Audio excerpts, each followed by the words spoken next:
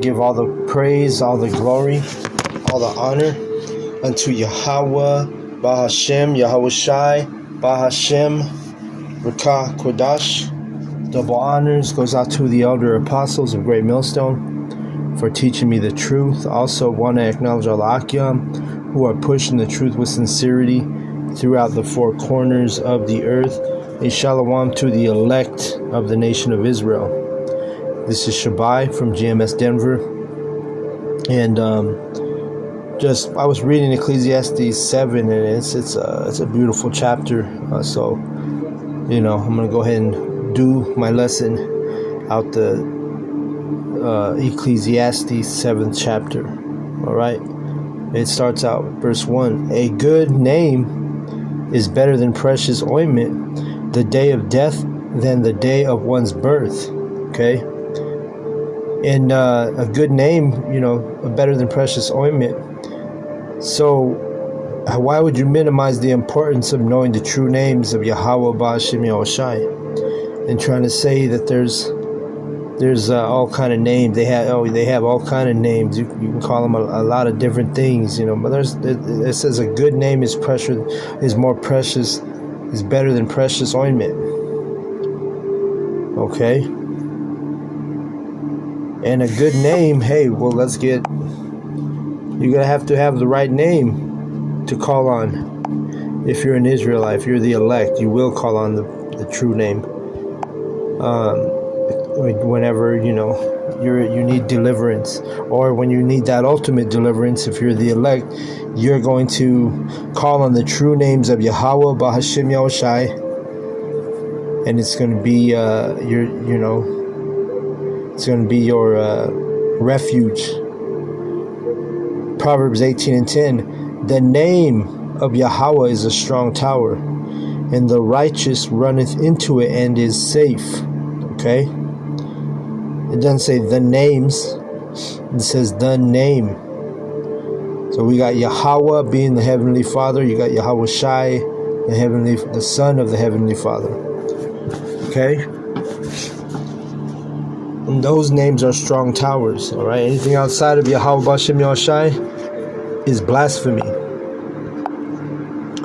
Ecclesiastes, and you can take it or leave it, because if you leave it, guess what? We know you're not the elect. It tells you in Sirach or Ecclesiasticus, 17:10, it tells you the elect are going to praise the holy name.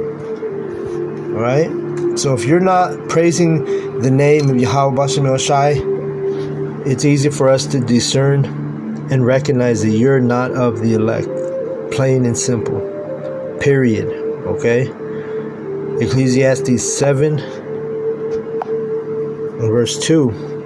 It is better to go to the house of mourning than to go to the house of feasting, for that is the end of all men, and the living will lay it to his heart. All right, so the house of mourning, meaning it's better to go be around the like-minded brothers who are in this truth ministry, who are sighing and crying for all the abominations that we're in the midst of. All right, this is a time of mourning. This is not a time of mirth. Okay, and there's balance to this thing, but you never want to overlook and forget, what we're here for, what our true purpose is. And if you're in the right spirit, you're in the house of mourning. You're in the knowledge, you're in the truth. You believe the words that are written in the scriptures. All right.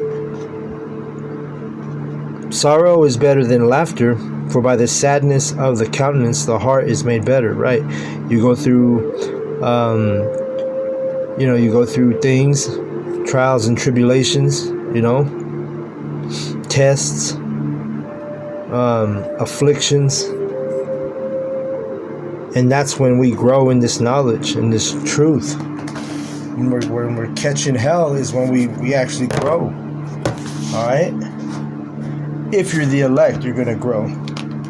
Because you got these fools out here, they're not going to grow. Okay? No matter what happens to them.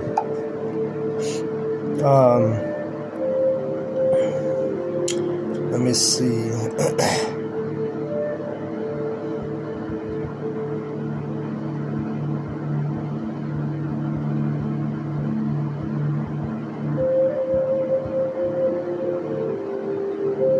Let's see. Trying to look for a precept.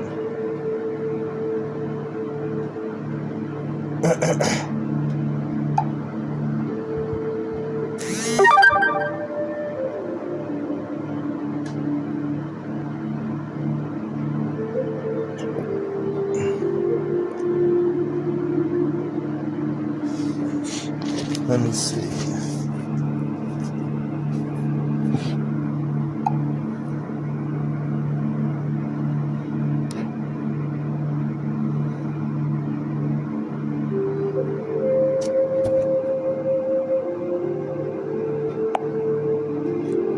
Sorrow is better than laughter, for by the sadness of the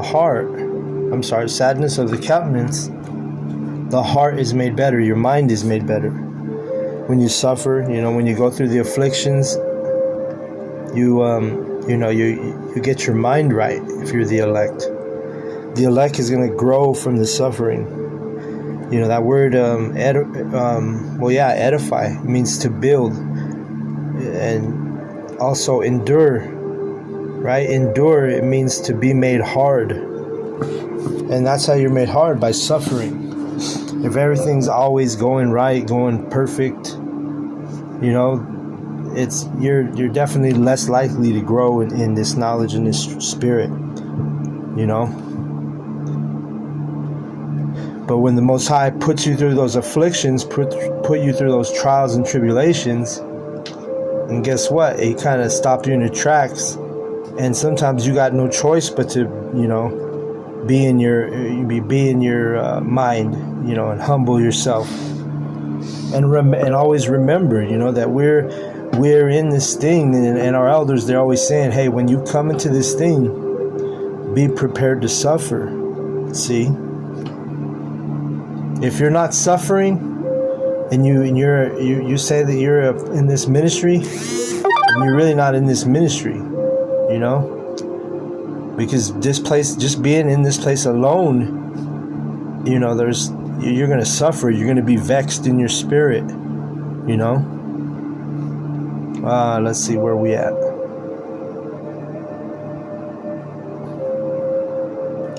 Let me see. I was going to grab a precept. Let me see if I can.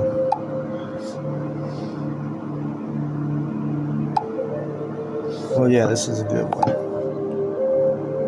Go to Romans 8:17. It says, and if children, then heirs, heirs of the Most High, and joint heirs with Yahushua HaMashiach. If so be that we suffer with him, that we may be also glorified together. Okay? So there's balance. If we want to be glorified with Yahweh B'Shem Yahushai, guess what? We got to suffer. Yahushai suffered. Servant's not greater than the master. So we definitely have to be put in those positions of suffering. Okay? Verse 18, for I reckon that the sufferings of this present time are not worthy to be compared with the glory which shall be revealed in us. And this is a temporary affliction. Okay? This is not something that's going to last eternal or forever. Okay? Sure, even Esau Edom, when we're in the kingdom and he goes as under us in subjection to the Israelites, even his suffering is not going to last forever, because he's going to be eradicated after 1,000 years. Okay? But we have to remember, as the hopeful elect, that these sufferings, these things that we go through, they're not comparable. First of all, they're not comparable to what we're coming into. You suffered right now. Let's say you have a lifespan of what? They say the average lifespan, I think in Babylon. Let's look it up real quick. Let me look it up.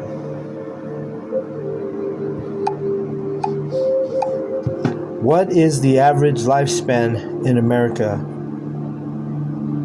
77.43 years. And that's Yapah, because when you look at that, it's actually 77.43, but you add that 4 and that 3, that's 7, so it's 777. All right? Completion. So that's spiritual. But anyway, let's say you have 11, and a lot of brothers, we're not going to get to 77 because we're going to be up in them chariots, Lord's willing, way before a lot of the brothers who are in the ministry turn the age 77. But the point I'm making here is, even if you did live 77 years, right? Even if you lived 50 years, 50 is like a drop in a bucket, actually a drop in the ocean compared to eternity, okay? So no matter what trouble we're going through, it's not worthy to be compared to the glory which is going to be revealed in us, like it says in verse 18.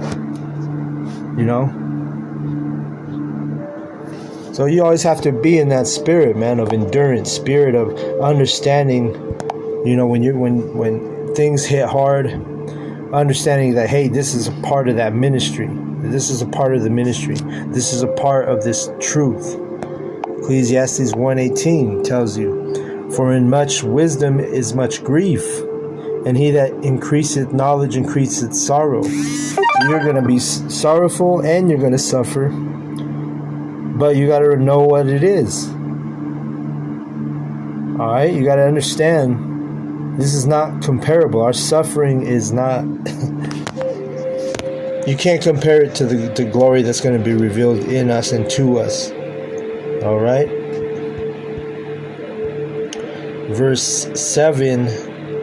Ecclesiastes 7 and 4. The heart of the wise is in the house of mourning, right? Because the wisdom, when you have wisdom, you're going to mourn. When you have no wisdom, you're going to mourn, but you're not going to understand why you're mourning. You're going to suffer, but you're not going to understand why you're suffering. But when you have the wisdom and you understand the scriptures, then guess what? You understand that it's part of it's part of the gig, right? It's part of our office. It's part of our profession, like I did in my last lesson, because this is our profession, and this is a profession that deals with suffering, patience, right?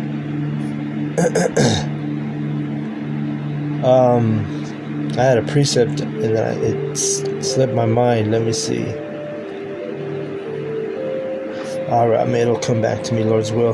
Verse 5, it is better to hear the rebuke of the wise than for a man to hear the song of fools. Right. It's better to be corrected by your peer who are in the ministry or be called out than to sit there and people to praise you in songs, fools to sing songs to you, or to, hype you up, It's better to be corrected and rebuked by, like could be a brother,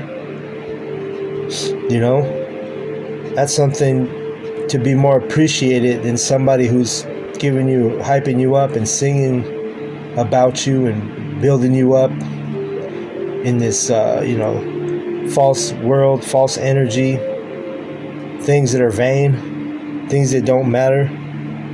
It's more important to be corrected by a brother. Matter of fact, a true brother will correct you instead of just, which brother means friend. You got people around you. You surround yourself by fools, and ain't none of them going to correct you when it's necessary. They're going to be talking shit about you behind your back, smiling in your face. You see? Well, it's better to have that tough love, right? Better to have that rebuke from the brother. Verse 6, for as the crackling of thorns under a pot, so is the laughter of the fool. This is also vanity. Yeah, and sometimes people be laughing, you hear people laughing, and it's like, sometimes you get annoyed because it's like, what the fuck, it's so funny. You know what I mean? And it's vain, it's useless. Especially when a fool is laughing, it's useless. and compares it to crackling thorns under a pot. What are they going to do? They're going to perish and never be thought of again. Verse 7. Surely oppression maketh a wise man mad, and a gift destroyeth the heart. Okay? So yeah, like I'm saying, that when you get that wisdom, you're gonna get a vexation of spirit. You're gonna increase in sorrow. You're gonna get mad sometimes because of the things that are around you. But a gift destroys the heart. That's just a good example of that is these fucking women who are Section 8, food stamps. You know, Esau gave him that gift, alimony, child support. Esau gave him that gift in this wicked court system, you know, or in this wicked beast system. And their mind, the gift that Esau gave them, fucks up their head because they don't look at Esau as the devil. They don't look at him as the wicked. Oh, Esau's taking care of me. And they say the white man. But you know what I'm saying? That's a perfect example of a gift destroyeth the heart. Meaning somebody give you a gift and you think that person's decent, right? And your heart is your mind. In your mind, you're like, oh, that person's not wicked. That's what that verse means. Verse 8. Better is the end of a thing than the beginning thereof, and the patient in spirit is better than the proud in spirit. Right. So we ain't got to be proud. We ain't got to be,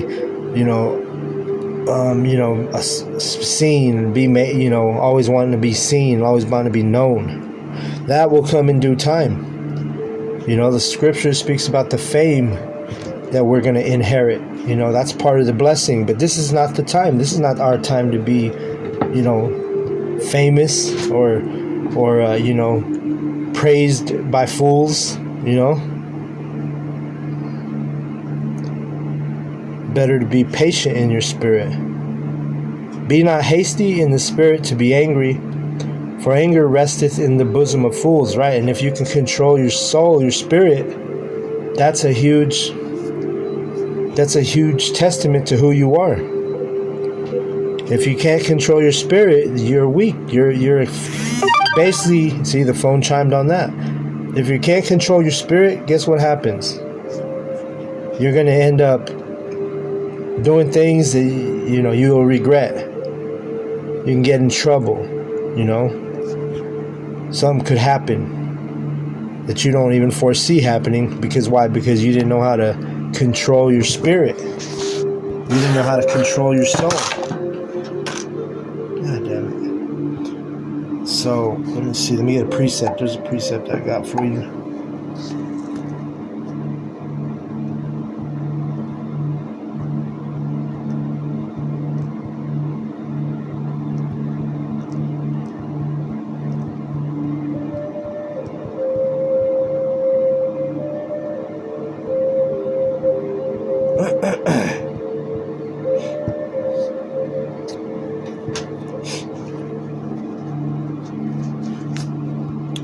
Let me show you how good it is to be able to control your spirit.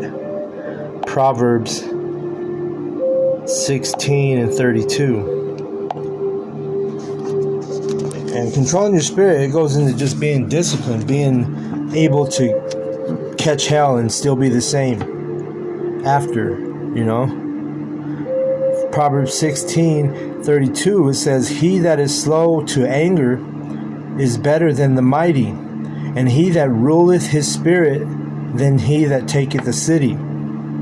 So if you can control your spirit, you're better than, an example would be like somebody like Alexander the Great, right? The Edomite who was known for conquering the ancient world hastily.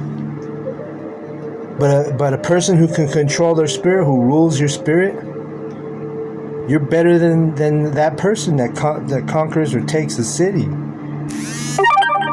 See, the phone chimed on that too. You get the point of how important it is to be able to rule your spirit? Let's go back to Ecclesiastes 7.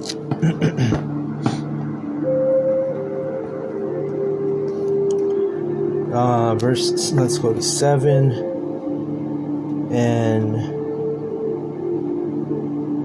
Let me see, where am I at?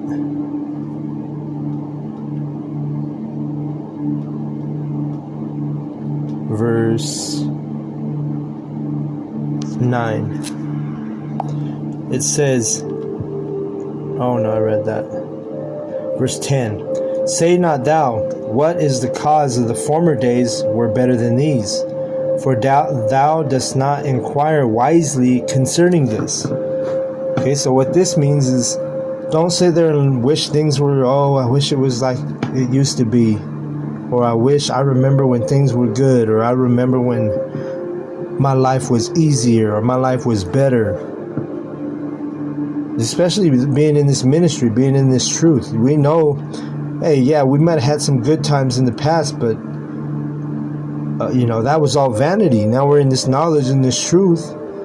I mean, think about it. If we didn't even know what we were about to come into, having the understanding and the knowledge and being, having the spirit to prophesy, having the spirit to be the leaders of our people,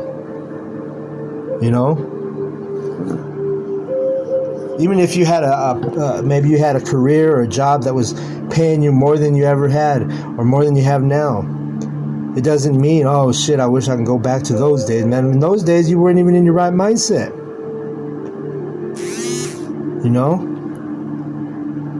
Now we have the best, greatest, most wonderful thing on the planet Earth, which is the understanding of these scriptures, and also the understanding what it takes, what we need to do for salvation, to be saved.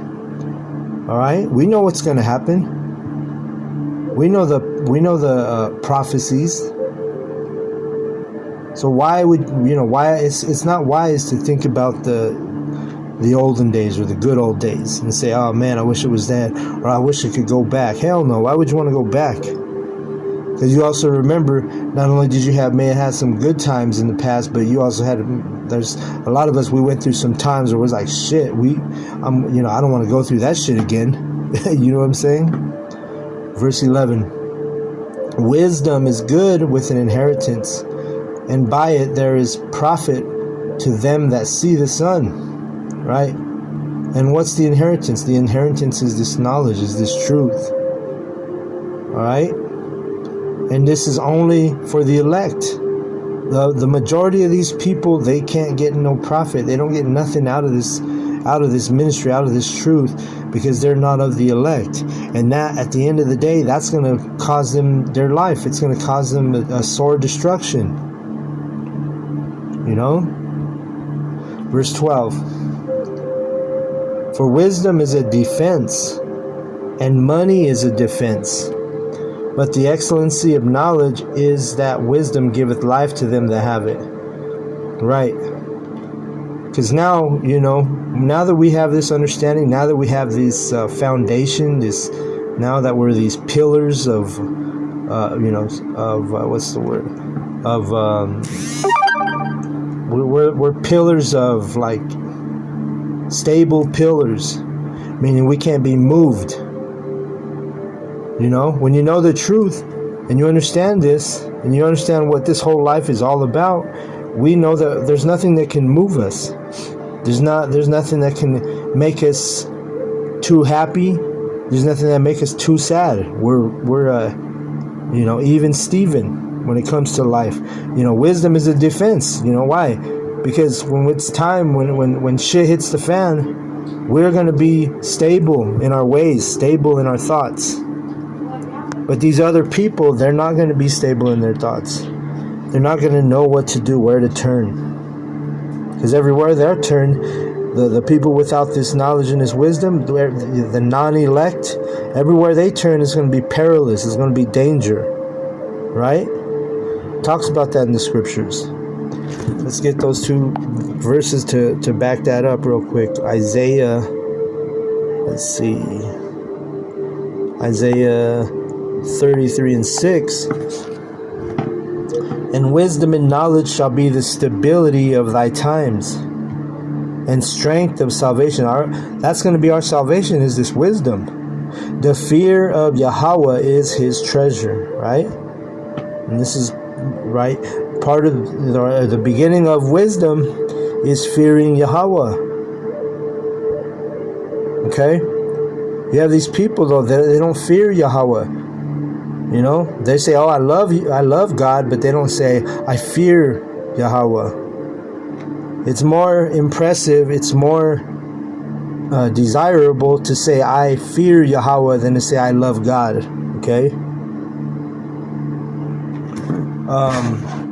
Let me grab that other. Let me grab the other verse I was thinking about.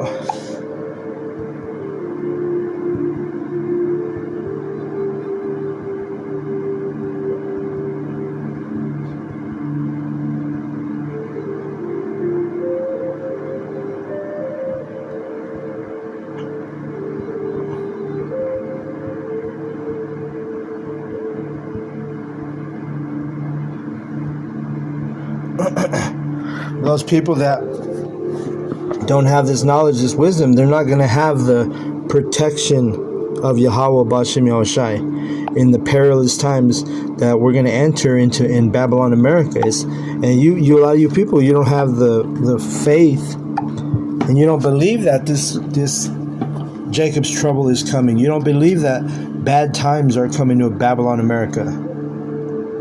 All right, you don't believe it. And because you don't believe, you're not going to have protection. The Most High is He's not going to have your back. Why would He? He loves those that dwell with wisdom. He don't give a shit about you. If you don't give a shit about Yahweh B'Shem Yahushai, man, they're not going to be there for you.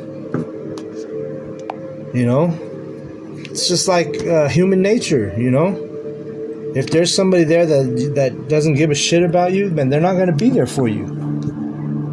You know? Matter of fact, I gotta grab this before I grab Amos. Let me grab, because everybody, you know, they think that Yahweh B'Shem Yahushai loves everybody, but Wisdom of Solomon 7:28. For the Most High Yahweh loveth none but him that dwelleth with wisdom. If you don't have wisdom, if you're not dwelling with wisdom, Yahweh B'Shem Yahushai don't give a fuck about you right now. All right, if you're an Israelite, that's going to change in the kingdom because you're going to be in your right mindset. But right now, you could be an Israelite, and the Most High don't give a shit about you. Because why? You lack wisdom. You don't have a spirit to receive and desire His truth. Okay, Ecclesiastes 7 and. Oh yeah, and I wanted to grab that verse out of Amos, because those people who are they don't believe in this knowledge and believe in this truth, or they don't believe the Lord's mouth, His prophets. Well, guess what? This is how you're gonna be in these perilous, dangerous times that we're coming into in Babylon. It says, as if a man did flee from a lion and a bear met him. So you're running from a lion to get away from the lion, only to see a bear right in front of you. A bear that hasn't eaten in 2 weeks, right? Or went into the house and leaned his hand on the wall and a serpent bit him. Oh, so you ran from the lion, you got away from the bear, and you run in the house, and then all of a sudden there's a snake inside the house and it bites you. This is what Yahweh is comparing these perilous and dark times that we're coming into. You're not going to, everywhere you turn, it's going to be death and danger. And if you don't have the protection of Yahweh B'Shem Yahushai, well, guess what? This is you. Run from a lion, only to meet a bear. Get away from the bear. You go in the house. Oh, you thought, I made it. I'm safe. Oh, shit, there's a serpent. Snake bit you. See? This is what it's compared to. All right, let's go back to Ecclesiastes 7 and 12. It says, for wisdom is a defense and money is a defense, but the excellency of knowledge is that wisdom giveth life to them that have it, right? And money is a defense, don't get me wrong. You need money as a defense. You don't have money, guess what? You're not going to have the things that you need that are necessary here in Babylon. But there's going to come a time when, the micro CHIP, the CHIP, when that thing comes out and is mandated, that's when we're going to have our full faith in Yahweh Bashem Yoshai, and that's going to be wisdom displayed by the elect, not to take that RFID CHIP. That's going to be wisdom, because you're going to have a lot of people, you're going to have these pagan Christians, these people who think they're in the church and they think they know the Bible, right? You got a lot of them, they're in your family. Oh, I believe the Bible. But they go run into get the chipping station and get that wicked device put in their body. Because why? They lack wisdom. Money's a defense, but guess what? There's going to be a time where we're going to be off the grid. We're going to be having full faith in Yahweh Bashem Yahushai just for our each day, just for our next meal. And if you don't have this wisdom and knowledge, there's no way, when you're tested like that, tested to the extreme, there's no way you're going to be able to endure. But if you're of the elect, guess what? The Most High is gonna hold you down. And we don't know exactly what's going to happen. We don't know exactly what each brother's going to go through. But we do know that the Most High is going to have his care for his elect, right? Let's get that real quick.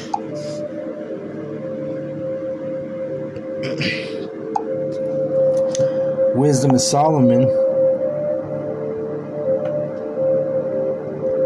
3:9, it says, "They that put their trust in him shall understand the truth." That's what I've been saying. "And such as be faithful in love," and love means obedience, "shall abide with him. For grace and mercy is to his saints, and he hath care for his elect." Okay? So he's going to have our back. Yahweh Bashem Yoshai has our back. So long as we're sincere, so long as we're in the right spirit, so long as we endure and don't get caught up in the ways of this world. You see? Alright, I'm going to keep reading verse 10. It says, "But the ungodly shall be punished according to their own imaginations, which have neglected the righteous and forsaken Yahweh." All right, yeah, these people that forsaken Yahweh or forgot about the truth, you're gonna be punished. I mean, that happens all the time. People are punished, and they don't even know why they're being punished. Namely, the Israelites. You're punished because you've been going off your whole life. You've been taught lies. You inherited lies, like the Bible says. Until you come into this marvelous light, which is this truth, you're not going to understand it. Verse 11, and the Bible prophesies the majority of our people are not going to come into this light. They're going to remain in darkness, not knowing, not understanding, without knowledge, ignorant. You see, that's what that word ignorant means. It means without knowledge. Verse 11, "For whoso despiseth wisdom and nurture, he is miserable. And their hope is vain, and their labors unfruitful, and their works unprofitable. Their wives are foolish, and their children wicked." You see? I mean, if you don't love this wisdom, love this knowledge, your life is going to get miserable. It reminds me of Ecclesiastes. What is it? 4 or 5? I always forget. Yeah, right here. Ecclesiastes 4:1. "So I returned and considered all the oppressions that are done under the sun." Alright, so Solomon was wise. He sat there, looked around, he saw all the oppression on his people. Well, he saw that just like us right now. We look around, we see the oppressions that are put on our people. So he says, all the oppressions that are done under the sun. "And behold, the tears of such as were oppressed." So our people are suffering, right? They don't even know why, though. It's easier to deal with suffering when you know why. All right, you're going to be able to endure. You're going to be able to come out on top if you understand. If wisdom is dealing with you. So you have that Sophia, right? Wisdom is Sophia in the Greek tongue, in the Greek language. And behold, the tears of such as were oppressed, and they had no comforter. These are those 2/3, those Israelites that don't believe this truth, those Israelites that are caught up in pagan Christianity, those Israelites that love it to call on cracker white Jesus, right? You're not going to have you don't have comfort, man. You're going to be that Israelite that's running from a lion to meet a bear and run in the house and a snake bites you. And really that snake, who's the serpent? We know who the serpent is in the scripture. It's a metaphor. It's a parable. He's likened unto a serpent, but the serpent in the scriptures is talking about Esau Edom, the so-called white man, that snake. He says, and behold, the tears of such as were oppressed, and they had no comforter. And on the side of their oppressors there was power, but they had no comforter. Right, Esau has all the power. He's going to put you in a FEMA camps. They're already investing in millions and millions and millions and millions. I think it was like, 700 million, maybe even more, dollars in FEMA camps that they say they're going to use for the illegal immigrants, as they call them. But no, when you know this prophecy, when you know the truth, you read between the lines. You understand that those FEMA camps, those are being built for citizens. Those are being built for when the beast system mandates his micro CHIP. That's where they're going to be throwing you citizens. But we got to remember, Esau Edom, the so-called white man, he's double-minded. He's got that forked tongue. Remember, a serpent, a snake, his tongue is split. So he says good things to your face, but in his mind and in his heart, he has deception. So he's not telling you what he's really making those FEMA camps for, and investing all that money into those FEMA camps. You think that they're just gonna put 700. Actually, let me look into this real quick. Let me Google this. How much money has America invested into FEMA camps? Okay, and this is 1 day ago. Okay, in Google, Root is on Facebook, and Reuters is what it. But anyway, this is what came up. Actually, let me see. It says here, United States to get $608 million from FEMA to build migrant detention centers, and you really believe that they need that much, to use that much money, and they're just going to put migrants in there? Man, they're going to be putting you citizens there. But this serpent, he's not telling you what it really is. He's a snake. You know, snake, when he bites you, he doesn't announce it. No, he slithers through the grass, and then by the time he bites you, it's too late. He sticks that poison in your veins. You see?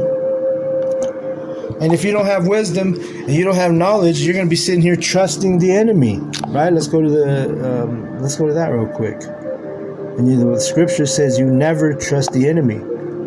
You never want to trust these white devils, man. Seriously, you never want to trust these white devils.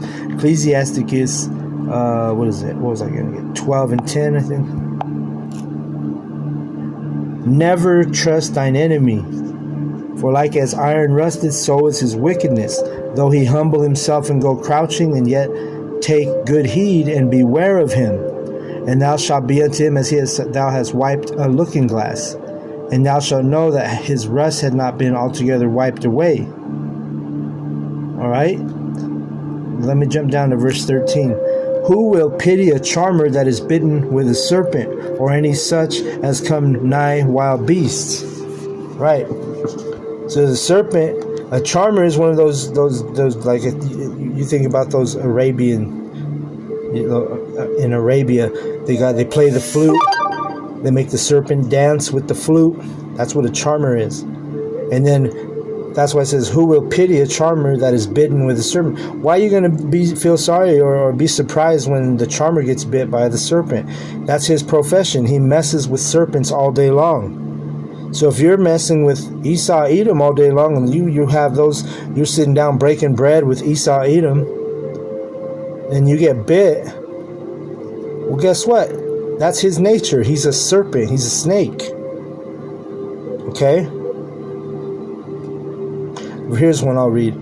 An enemy, verse 16, Ecclesiasticus 12:16. An enemy speaketh sweetly with his lips, but in his heart he imagineth how to throw thee into a pit.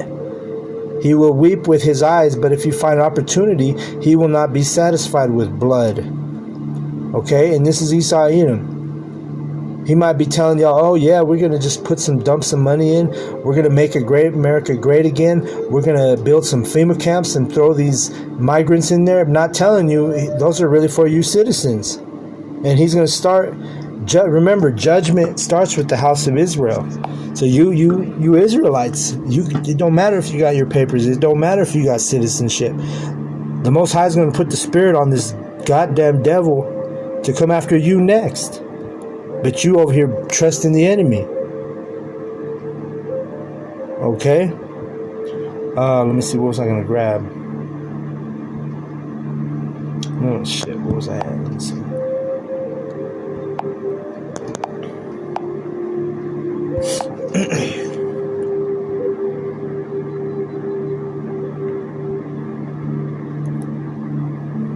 Well, let me read this. Verse 17. If adversity come upon thee, thou shalt find him there first. And though he pretend to help thee, yet shall he undermine thee. And he did that with the serpent juice that he was sticking in everybody during the pandemic. Okay? What did he do? He's pretending to help you Israelites. Oh, we're going to give it to them first. They've been overlooked in the past, but not this time. We're going to take care of the Israelites, because that's what he was saying. You know, it was Joe Biden at that time. They were saying, hey, you so-called blacks, Latinos, Native Americans, hey, we're going to take care of y'all first when it comes to this serpent juice. But they weren't calling it serpent juice. But prophets, we knew what it was. That's why none of us took it. None of us of GMS took it. Right? And we were protected, and our households were protected. But you had those idiots of our people, and you had the heathen taking that serpent juice, taking the jump shot. All right? And what happened? A lot of them passed away. A lot of them had blood clots, lost their limbs, lost their legs, lost their arms. You know, a lot of them had strokes, lost their ability to walk, lost their ability to fucking function like a normal person. Because why? Because they trusted the enemy. Verse 18, he will shake his head and clap his hands and whisper much and change his countenance. Right? Changing his countenance, that's what Donald Trump did. You have all these people in Babylon. They were like, oh, we Latinos for Trump, blacks for Trump. They all casted their ballot, right? And you know that election is a joke too, because that they already have their winner, their selection. They mimic Yahweh, just like Yahweh has his election, his elect, which has been preordained, predestinated, selected from the beginning, even before the foundations of the world, of the earth. He selected us, if we're those men, way before there was never an election. It was a selection. With Yahweh's elect is a selection. He selected us long before today or the present time. You know. Same thing with Esau Edom. He had his elect, which elect means chosen. It's eklektos in Greek.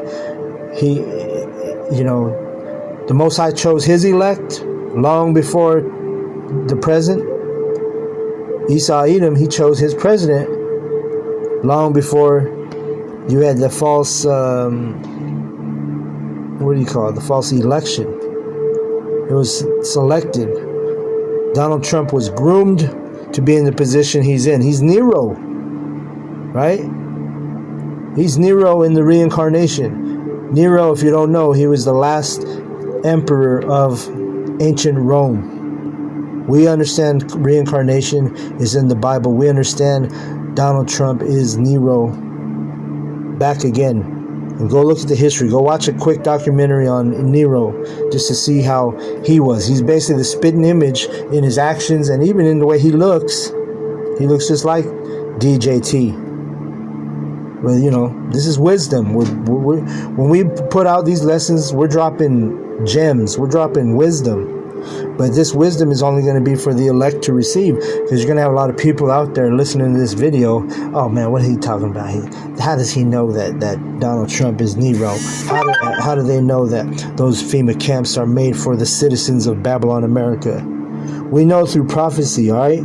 So with that, I'm going to give all the praise, all the honor, all the glory unto Yahweh, Bahashem, Yahweh Shai, Bahashem, Rakah, Kodash. Double honors goes out to the elder apostles of Great Millstone for teaching me the truth. Also want to acknowledge the Akim, who are pushing the truth with sincerity throughout the four corners of the earth. Shalom to the elect.